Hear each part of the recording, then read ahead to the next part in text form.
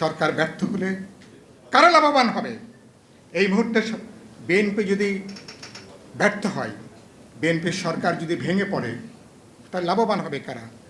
বাংলাদেশে এখন আমি দেখছি যে এক শ্রেণীর একাংশ মানুষ তারা একটা আত্মঘাতী খেলায় তারা যুক্ত হয়েছেন। গতকালকে আমি দেখলাম সংসদের বিরোধী দলের নেতা তিনি সম্ভবত বরিশালে যে এবং সেখানে তিনি যে বক্তৃতা করেছেন সেই বক্তৃতা এবং সরকারকে তারা বাধ্য করবেন ব্যর্থ হতে। যে পার্লামেন্টে তিনি আছেন, যে পার্লামেন্টে তিনি বিরোধী দল এবং প্রতিদিন যেখানে তিনি ঐক্যের কথা বলেন পার্লামেন্টে দাঁড়িয়ে, পার্লামেন্ট থেকে বেরিয়েই বরিশালে তিনি বললেন যে জুলাই সনদ যদি বাস্তবায়ন না করে তাহলে সরকারকে তারা ব্যর্থ করে তারা দেবে। সরকার ব্যর্থ হলে কারা লাভবান হবে?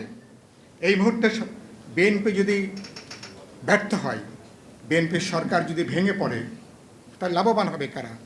17 বছর ধরে আমরা ইঞ্চিতে ইঞ্চিতে লড়াই করে যে ফ্যাসিবাদী শক্তিকে হটিয়েছি, আপনারা কি প্রকারান্তরে তাদের জন্য কি আপনারা জমিনটা কি তৈরি করে দিচ্ছেন? তারাই তো লাভবান হবে যারা এই বক্তৃতা করছেন। এবং এটা এই মুহূর্তে আপনারা কি এরপরে কি আপনারা কি ক্ষমতায় আসবেন? এরপরে আপনাদের নেতৃত্বে কি সরকার গঠন হবে? বাংলাদেশে এই মুহূর্তের কোনো সম্ভাবনা আছে?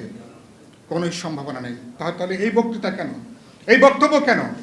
তাহলে আপনি পরাজিত ফ্যাসিস্টরা, যিনি ইতিমধ্যে ঘোষণা দিয়েছেন আগামী কমাস পরে তিনি নাকি বাংলাদেশে তিনি এটাকে আসবেন, তাহলে ওই ঘোষণার এই বক্তৃতার সাথে কোনো যোগসাজশ আছে কিনা আমি জানি না। তাহলে এই মুহূর্তে একটা রক্তাক্ত আমাদের একটা বিশাল গণ আন্দোলন, গণসংগ্রাম, গণ অভ্যুত্থান, 17 বছর লড়াই করেছি আমরা একটা ভোটের অধিকারের জন্য। একটা নিয়মতান্ত্রিকভাবে সরকার গঠন হবে এবং বাংলাদেশ সামনের পথে হাঁটবে। তো এখন যে কথা বলতে চাই, এটা একটা আত্মঘাতী একটা রাজনীতি।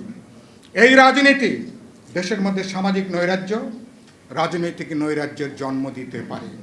আমরা হাসিনার সময় বলেছিলাম, হাসিনা যে পথে যাচ্ছে এই পথে কেবলমাত্র হাসিনা কেবল নিজের জন্য গর্ত খুঁড়ছে না, পুরো দল এবং পুরো দেশের একটা বড় অংশের মানুষের জন্য একটা বিরাট বিপদ ডেকে আনছে। আপনাদেরকে বলবো, সংসদে আছেন, বিরোধী দলের ভূমিকা পালন করছেন, ভূমিকাটা একটু দায়িত্বশীল ভূমিকাটা হওয়া দরকার।